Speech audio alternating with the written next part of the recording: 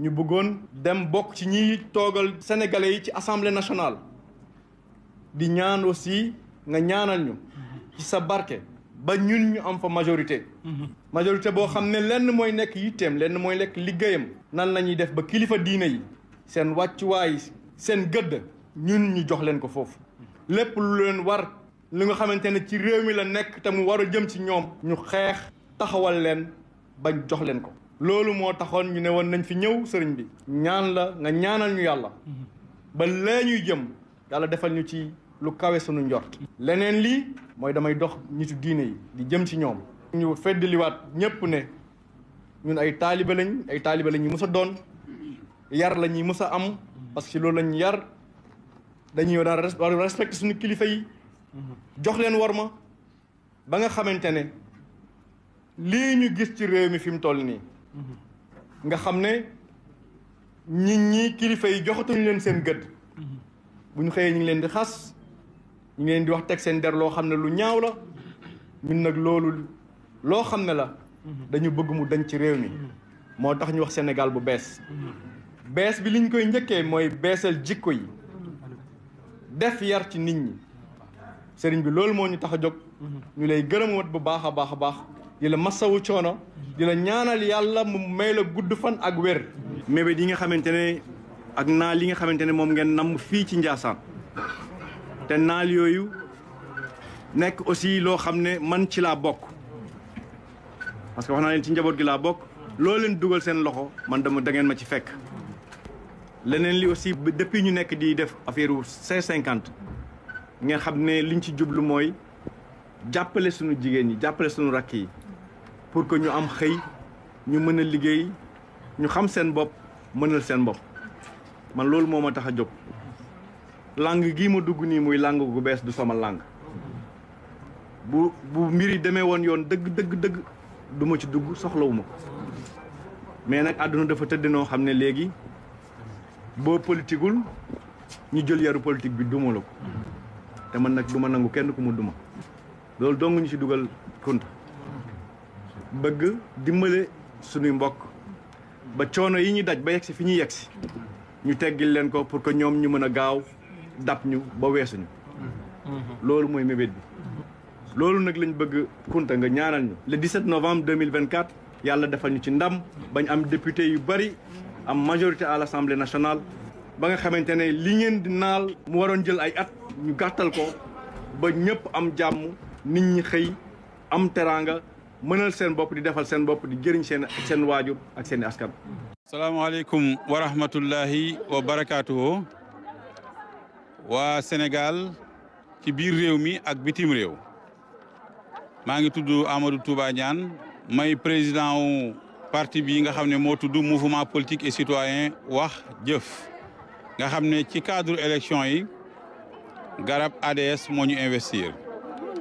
tey nag dañoo ñëwoon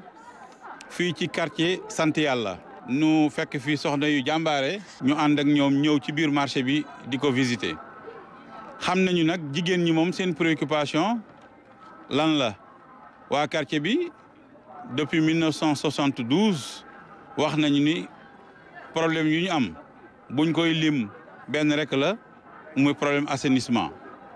kon loolu muy loo xam ne bëgg nañu ñu taxawal leen ci une fois à l'Assemblée nationale ngir ñu xeex ba li nu bëgg ci wàllu assainissement ñu am ko député nag mënta tabax tali waaye mën naa wax a wax bañ tabax ab tali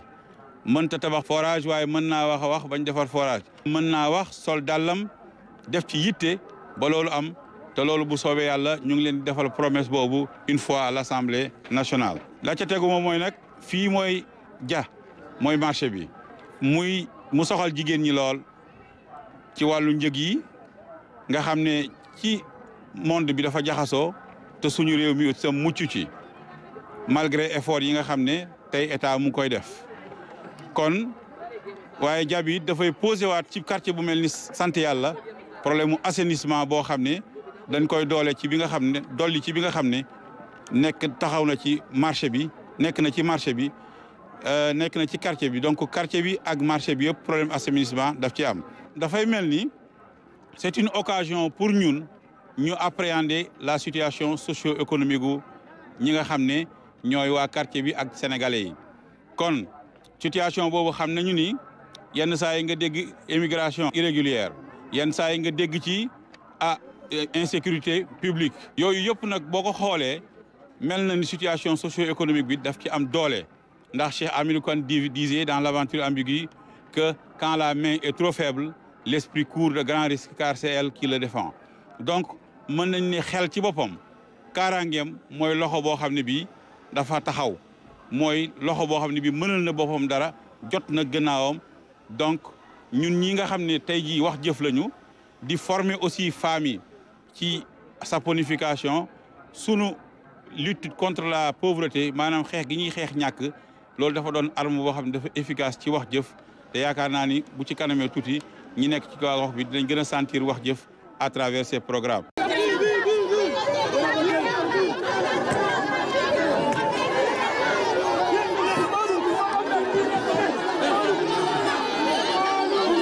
bismillahi rahmaani rahim wa sallallahu mawlana wa sallam ala sayyidina Muhammad. mbokki sénégalais yi maa ngi leen di nuyu di leen ziar man docteur Serigne Modou Bousso Dieng ñu bind ma ci bulletin bi ci Moustapha Mbacké Dieng maa ñëwaat di leen nuyu te di continuer suñu programme bi ñu am ak yéen chaque jour. fi ma yemoon nag yéen waxoon naa leen ne leen le Sénégal est en danger dañ war ko bàyyi xel danger bi ban la muy dafa am mag yu fi nekkoon mag yoo xam ne ñoo fi indi l'islam ñoo fi indi diine ñuy magi jàmm fexe ba l'islam sénégalais nekk diine bu am jàmm nekk diine bu amul violence. loolu nag am ay nit yu nekk ci ginnaaw yoo xam ne si ñoo ñëw ngir yàq loolu commencé désacraliser mag ñi di dal ci seen kaw ne fu mel ne jumaay Touba ñu ne dafa am signe maçonnique grande mosquée de Dakar ñu ne dafa am signe maçonnique Touba ak Tivaouane nga xam ne ak yeneen lieux saints yi nga xam ne si ñoo fi nekk nga xam ne si fa la nit ñi yaakaar ñu ne fu mu ci doon fa la ñuy blanchir xaalis ci diggante période màggalu Serigne Touba ak gàmmu Yonent bi sallallahu alayhi wasallam nga xam ne ci la suñu mbokki jaan yëpp bokk. donc gis ngeen ne loolu bi mu fi amee malgré coow yi mu indi ci Sénégal yëpp ci këru dina yëpp ak ni ñu ko naqarloo président de la République réagirul par rapport à cet homme daf ko bàyyi noonu comme si li mu wax moom amul problème. pourtant ma fàttali leen ne chaque fois y a un homme ici qui s'appelle Ousmane Sonko chaque fois benn ñu attaqué ko dañuy wax ne ki ko fal duñ ko fal parce que kii dafa attaqué woon Sonko. donc kon Sénégal bi lañ nekk tey mooy Sénégal boo xam ne Serigne Touba Maam El Hadji Malick ak ñi ci des nga xam ne ñoo fi indi woon diine jàmm ñoom mën nañ leen saaga autant que waa ji ki ko saaga bëgg wante am na fi nit ku tudd Ousmane Sonko boo xam ne si boo ko laalee yow désormais perte nga si droit civique ba nga xam ne si mënatuñ la fal. ma fàttali leen ne leen Mali meloon na comme Sénégal sur le plan de développement. meloon na comme Sénégal sur le plan démocratie wala ñu gën ñu avancé tuuti mais dañu désacraliser mag ña fa nekkoon ak régulateurs sociaux ya fa nekkoon dal ci seen kaw ba nga xam ne si nit ñi toppatuñu leen gis ngeen tey Mali ni mel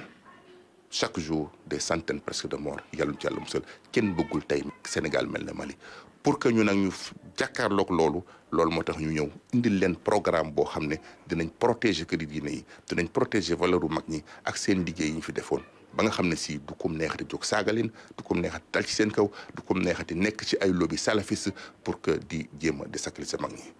mbokki sénégalais yi am naa yéene indiwaat fii peine de mort ba nga xam ne ku rayeti dinañ la rey parce que gis ngeen rey yi nga xam ne si moo fi nekk di ay rey yoo xam ne ay petit problème rek des na ci rey nit moins de 200 francs dañ ciy rey nit kon loolu jot na pour que ñu arrêté ko incha allah salaamaaleykum wa rahmatullah. salaamaaleykum mbokki Sénégal mbokki diaspora bi yëpp. ñu ngi del si tey di joyal suñuy kàddu ci inondation yi nga xamante am na ci Sénégal. inondation nag foo ko dégg mooy mauvaise gestion des eaux pluviales mooy ndox mi taw niñ ko war a gérer ba jariñ ko ci yeneen anam dañ ko def. gis nañu ne at yi ñu weesu inondation yi metti na lool ci Touba. li ko waral mooy plan d'urbanisation bi nga xamante ni Touba war na ko am te appliqué ko yàlla dogal na amul wala bu amee it appliqué wuñ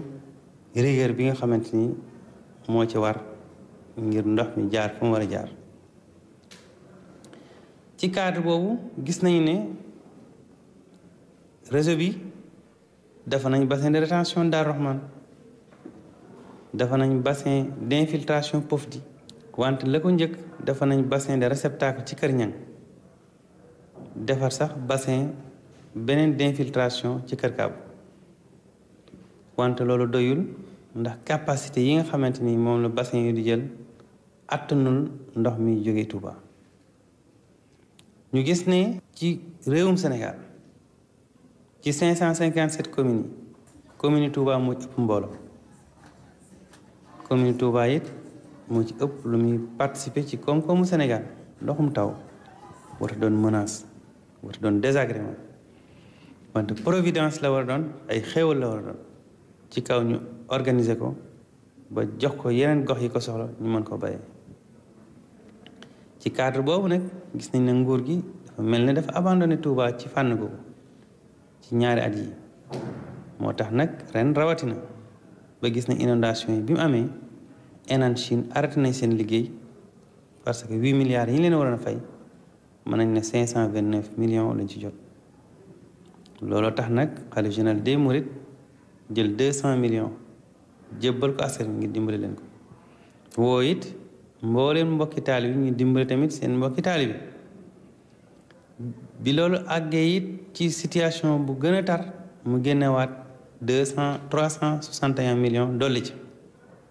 wante it teg projet wu 200 villas pour dimbale ko ñi xam dañoo ñàkk seeni kër ba tax na suñu alliance bi xam mooy alliance nationale pour la patrie jàmm xewal fas na yéene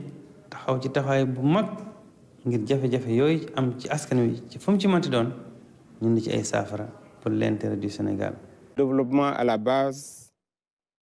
pour la transformation des produits locaux est une option sérieuse.